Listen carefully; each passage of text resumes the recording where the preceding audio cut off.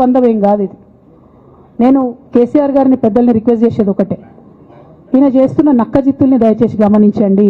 ఇలా నేను బయట పోతా కావచ్చు, నాదేముంది, ఉద్యమంలోకి వెళ్ళి వచ్చినా మళ్ళీ ఉద్యమంలోకే పోతా, నాకు భయం ఏముంటుంది, నాకు ఎన్నడూ పదవుల మీద ఆశ లేదు.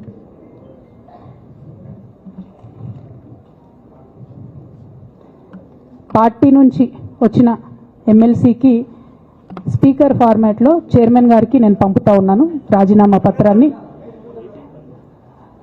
అట్లానే బీఆర్ఎస్ పార్టీ ప్రాథమిక సభ్యత్వానికి కూడా గౌరవ పెద్దలు కేసీఆర్ గారికి రాజీనామాను పంపుతా ఉన్నాను. దీన్ని మన రావుల చంద్రశేఖర్ రెడ్డి గారికి తెలంగాణ భవన్కి వారికి నేను పంపుతా ఉన్నాను. ఎందుకు ఇవి ఇప్పుడే చూపించినా అంటే పదవుల మీద నాకు ఎప్పుడు ఆశ లేదు. మేము ఉద్యమంలోకి వచ్చింది ఎందుకంటే మా నాన్న ఒక్కరు ఇంత ఒంటరి పోరాటం చేస్తున్నారు, ఎంత వీలైతే అంత ఆయనకు మద్దతు ఇవ్వాలని వచ్చినాం. ఆనాడు మేము ఉద్యమంలోకి వచ్చినప్పుడు పార్టీ అధికారంలోకి వచ్చే ఆస్కారమే లేకుండే, తెలంగాణ వస్తుందో రాదో అనే అనుమానాలు అంతటా ఉండే.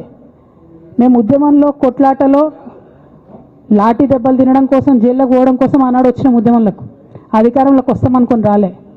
రామన్న అయినా నేనైనా కేవలం నాన్న కోసమే వచ్చినాం ఉద్యమంలోకి. అందుకే మా కుటుంబం మీద కుట్ర.